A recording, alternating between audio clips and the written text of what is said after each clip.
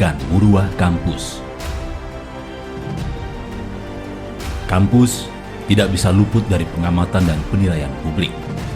Selama ini pula, masyarakat telah mendaulat kampus sebagai kompas moral bangsa. Oleh karena itu, amat wajar jika rakyat menaruh harapan besar agar institusi kampus, termasuk insan di dalamnya, selalu berada di jalan yang benar. Itu pula mengapa setitik kesalahan yang dilakukan insan kampus pasti mengusik kepercayaan masyarakat. Oleh karena itu, insan perguruan tinggi dari pucuk pimpinan, para dosen, tenaga kependidikan hingga mahasiswa dituntut untuk menjaga muruah alma mater dari cela dan noda. Kepercayaan masyarakat atas institusi kampus mencapai titik nadir terendah dalam kasus dugaan suap penerimaan mahasiswa baru jalur mandiri Universitas Lampung. Kasus ini menyeruak setelah Komisi Pemberantasan Korupsi menggelar operasi tangkap tangan pekan lalu. Dalam operasi senyap tersebut, KPK menangkap 8 orang. Setelah pemeriksaan 1x24 jam, Komisi Anti Rasuah itu menetapkan 4 tersangka dan 3 diantaranya merupakan pimpinan kampus Unila.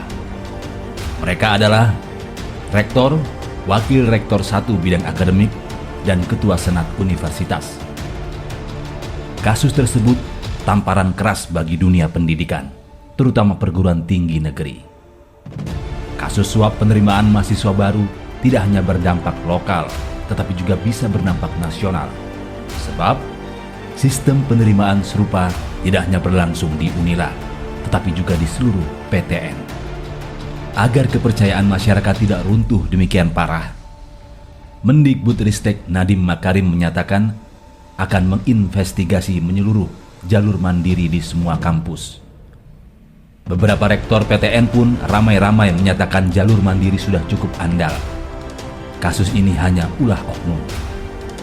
Kita mengapresiasi menteri dan para rektor yang mencoba memulihkan kembali kepercayaan publik. Namun, kata-kata saja tidak akan cukup untuk memulihkan reputasi kampus sebagai benteng moral bangsa yang telah tercoreng-moreng akibat ulah segelintir orang. Upaya nyata harus dilakukan. Aksi nyata itu salah satunya adalah dengan tangan terbuka menerima beberapa rekomendasi yang telah KPK ajukan untuk pembenahan jalur mandiri. Kementerian terkait harus melakukan audit jalur mandiri. Kemendikbudristek juga harus mengeluarkan pedoman baku pelaksanaan seleksi jalur ini. Pedoman baku itu terutama menyangkut masalah transparansi proses dan akuntabilitas. Seleksi jalur ini juga harus 100% berbasis akademik, tanpa ada unsur komersialisasi. Seluruh proses pun semestinya secara digital, agar hasil tes dan kelulusan dapat tersaji cepat, transparan, dan real time. Harus jujur diakui, kasus yang terjadi di Unila juga tidak luput dari lemahnya kontrol dan pengawasan dari tingkat kementerian terhadap kampus penyelenggara ujian mandiri. Ke depan, kontrol ini harus berlipat dan bertingkat baik dari tingkat kementerian, internal kampus maupun elemen masyarakat. Amanat pelaksanaan ujian mandiri dalam Undang-Undang Nomor 12 Tahun 2012 tentang Pendidikan Tinggi jelas bukan komersialisasi kampus, apalagi menjadikan institusi ini lumbung korupsi. Tujuan pelaksanaan jalur ini adalah membuka peran masyarakat untuk turut andil membangun dan mengembangkan kampus.